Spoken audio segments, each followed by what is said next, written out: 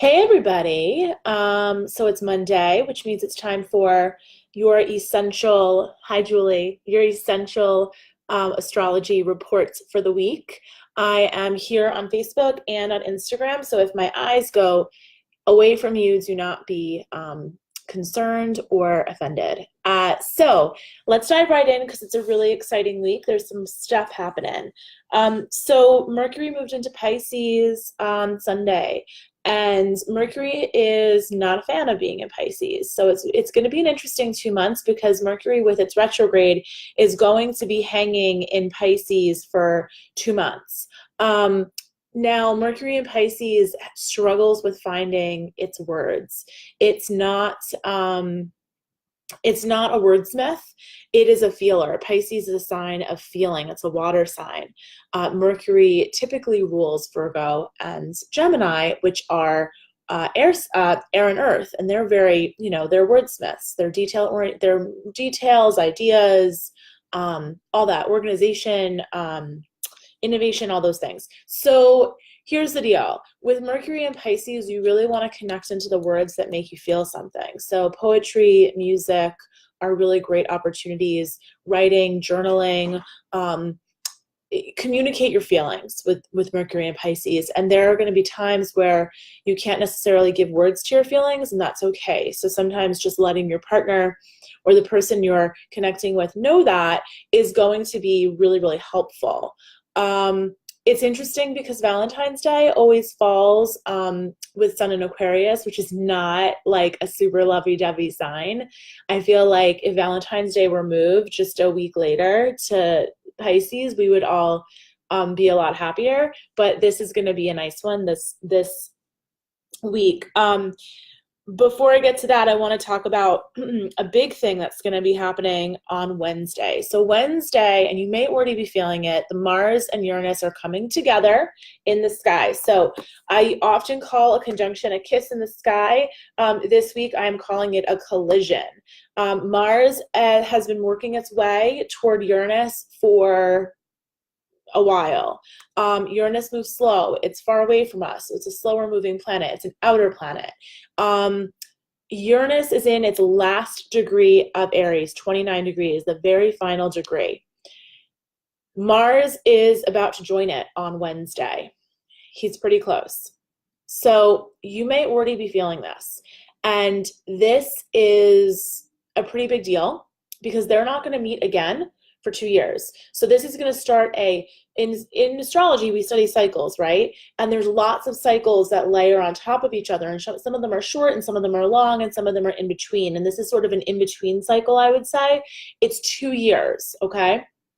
So Mars is not going to come back around the horoscope to Uranus until 2 years from now. It's 2021. So there is something ending and something beginning at the same time. And I feel like a broken record because I've been saying that since November. But this is a beginning of something that's Uranian, a beginning of something that has to do with technology, astrology, innovation, rebellion, freedom, independence, passion. Passion because Mars is passion. Mars is also the one having the guts to go out there and get on the playing field and take action, step into the fire. One of the things that I really, this Uranus-Mars conjunction in the sky that we're having, it's perfected on Wednesday, but we've been feeling it for quite a few days. I actually really felt it on Saturday. I was super frustrated. I probably overbooked my day. I was frustrated. I was a little bit angry. I was lacking patience. These are all classic Uranus, Mars talking to each other in Aries things. Aries rules aggression and assertiveness and impatience, all of those things that I had oodles of on Saturday. So if you're feeling any of those things, just know that you're not alone. We're all feeling it in some level, in some part of our chart, okay? Where you can kind of look to your natal chart and see how this is playing out for you. Look to your natal chart and see where Aries is. This is specifically 29 degrees Aries. So you can look at where 29 degrees Aries is. Hi, Priscilla. I'm so glad you're on. you can see where 29 degrees Aries is, and that's where the conjunction is happening. And then you can just Google the houses and find out where that's playing out in your life. The houses are like the set in which the movie is playing out, if you will. So that's a little tip. But Uranus and Mars together in Aries, you know, Uranus rules explosions. Mars rules fire. So I'm calling this a collision. And you know, I'm not going to be surprised if there's some big, blow up of some sort on the world stage, you know, I mean, that feels like every day, but if there's something notable that happens on Wednesday or this week, I wouldn't be surprised. If you have some sort of explosion in your own life, some sort of, hi Heather, if there's some sort of eruption, personal eruption, if you just feel like the anger bubbles up and you can't control it, this is all classic Mars and Uranus coming together in Aries in that last degree. And you know, it's endings and beginnings, as I said, because it's the final degree of Aries. And so there might be something that's just been going for this whole time that Uranus has been in Aries. Uranus has been in Aries since about 2011. So we're talking like, if you had something that's been brewing this whole time, this is the time where it's just going to come up, you know? So anger is not always a bad thing. Anger sometimes helps us let go of something we're holding on to, like we need to express. But it's a bad thing when we lose control of it and we say something that maybe we don't mean. And we create irreparable damage in our relationships. So be really mindful, especially it is Valentine's Day week. And so be really mindful and take a few extra deep breaths as you move through the week. And just know that that agitation, that anger, that frustration, that irritability, it's there. It's in the energy this week. And you just sit with it, breathe through it, get active. That's one of the best things you can do is use your body, exercise this week. Do not sit on the couch with it.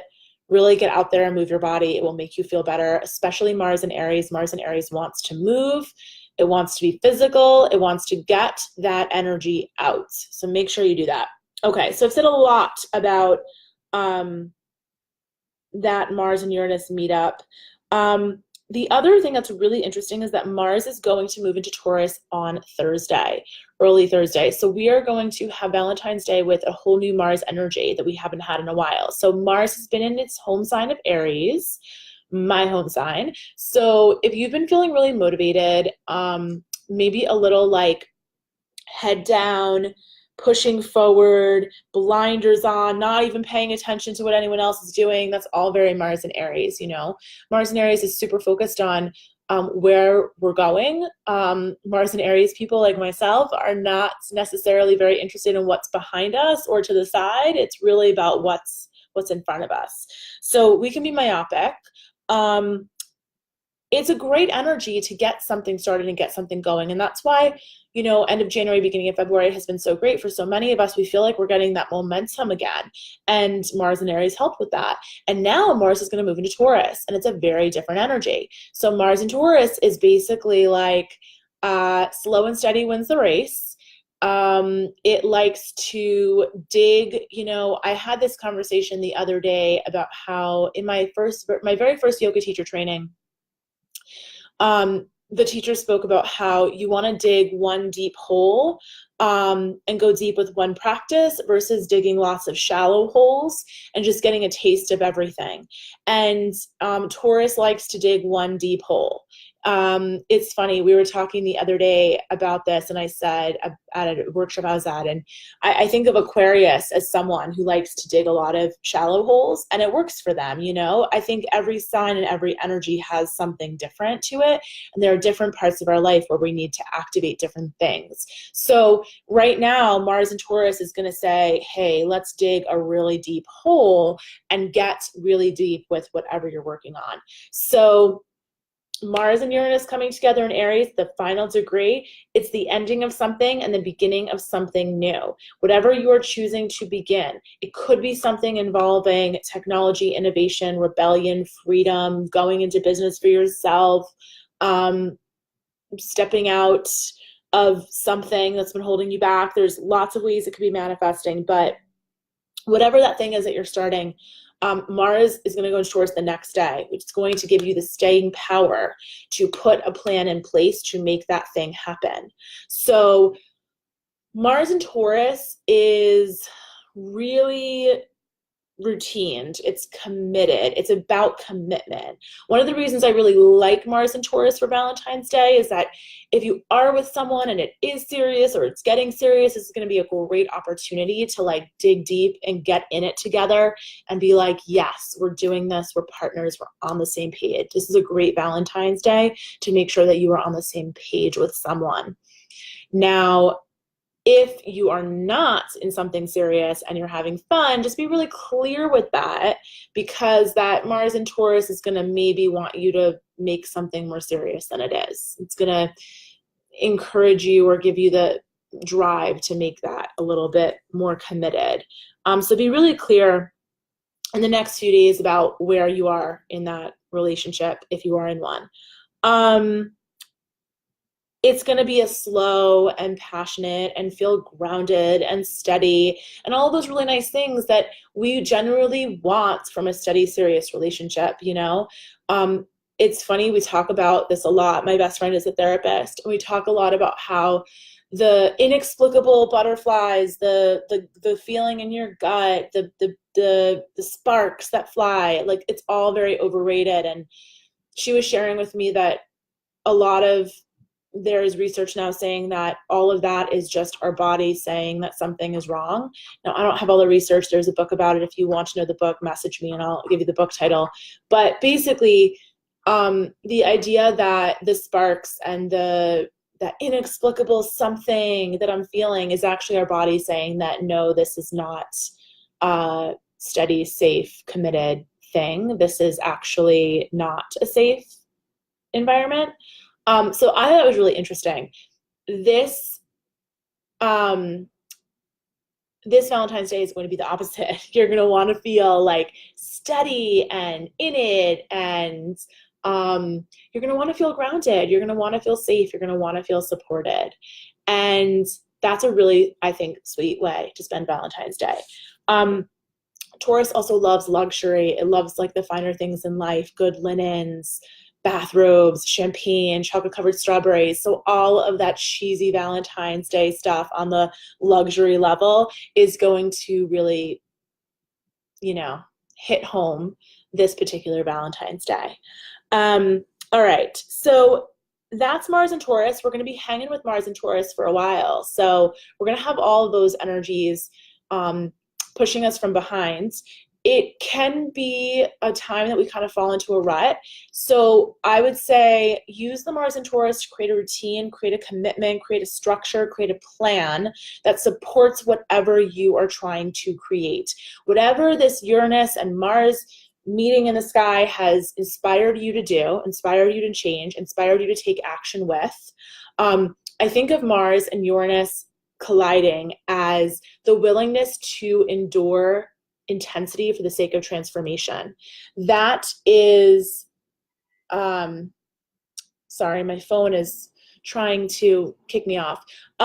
So the willingness to endure intensity for the sake of transformation is the definition of tapas in yoga. And I think of that when I think of Mars and Uranus together. It's like that willingness to endure the fire, to walk through the fire so that you can come out a transformed person on the other side. And right now, the planets are asking, do you have the willingness to step into the fire and, or sit next to it? It's really interesting. So in another aspect of my work, I'm doing a training program right now for my doTERRA team. And some people have stepped up and said, and it gave them clarity. The intensity of the program gave them the clarity to say, hey, I'm not committed to this right now. And that is exactly what the astrology is asking us to do. It's asking us to claim what we are committed to have clarity on where we are willing to endure intensity for the sake of transformation. So figure that out. Wednesday might figure that out for you when Mars and Uranus come together. And then Thursday, Valentine's Day, Mars and Taurus is going to say, okay, let's get to work. Let's create the routine. Let's get the structure. Let's commit. Let's make it happen. Also, I always say make it happen, but truth is it's committing to allowing yourself to receive it. So for so many of us, it's not actually about the doing. We're good at the doing. It's, can I allow myself to receive it? And Taurus is really good at receiving, actually. Taurus is a sign that enjoys the finer things in life and allows itself to have them. So if you have Taurus friends, you might know that they are always the ones that probably know the best. I was just talking with my friend Marcia. She knows the best kitchen appliances, the best coffee machine. I have a $300-something coffee machine because of her. They like the best things in life and they allow themselves to enjoy them. And we can all learn a lot from that this Valentine's Day. So show up to allow yourself to enjoy the finer things in life. I would love to end on that note, but there's one other thing I wanted to say, which is that this is the last week of Aquarius, ruling the skies with the sun being in Aquarius. So anything around groups, community, developing your tribe, this is a great week to step into that and commit to it going forward and build that foundation. Because once the sun goes into Pisces, we're all going to be feeling that feeling vibe. We're all going to be more interested in reading poetry and playing music and meditating and being in our yoga practice and doing some restorative yoga. And it's not going to be as active and energized. Uranus and Aquarius and Aries, it's all very electric. It's all very electrified. And so if you are moving your tribe, your community forward in some way, which I am in my doTERRA business, I talked about that training we're doing, kick it off this week, because come next week, people are going to go a little bit more internal. Sun in Pisces is a much more internal vibe to it. It is the final sign of the zodiac before we go into Sun in Aries. So it's that ending. It's the ending of the year of the horoscope. So it's going to have a different vibe. And Aquarius is groups and tribes and fun and being out there and meeting new people and networking and connecting and all of that. And it's not necessarily deep, but it is casting a wide net, lots of shallow holes, right? So if you are casting a wide net and letting people know about what you're working on and all of that, this last week of Sun in Aquarius is a good time to keep spreading the word so that you can take the right people deeper with you as the weeks go on and we head into Pisces season. I'm going to leave it there. Stay tuned to Instagram stories for the moon. I talk about the moon in my stories almost every day, every couple of days. So you can stay tuned to Instagram stories for that. If you are on Facebook, come on over to Essential Astrology. I'll post little moon horoscopes in Essential Astrology every couple of days. And if you've never had a natal chart reading and you're interested in one, I do have spots available for February. So a lot of the time people come to get a natal chart reading because they want to honor their strengths and weaknesses, their energies, as they present in their horoscope. And I think that whenever you are in a space of transition and you are looking for direction, your chart will always have the key for you. Your chart is a roadmap. It has the clues that you're looking for to take the next right step. So if you are in a place of transition right now, or you're just curious to learn more about yourself and go deeper into that place of self-study as we move into Pisces, which is a wonderful time, Pisces season, to go deep in your study of your own self, then let me know, send me a message, and we can fit you in for February, okay? Lots of love to you. Last week of Aquarius, so you want to pull out your cedarwood essential oil. It is the oil of community. Enjoy that cedarwood this week. I like cedarwood with wild orange, which is the oil of abundance, perfect for the Aries-Uranus collision that we are going to experience on Wednesday. So wild orange, cedarwood, and peppermint to cool it down, because it's going to get hot with all that Uranus, Mars, Aries energy, okay? Lots of love. Pull out your rose oil for Valentine's Day too. It's the oil of divine love. All right. Lots of love to all of you. Let me know if you have questions. Leave them in the comments. Message me. You know the deal.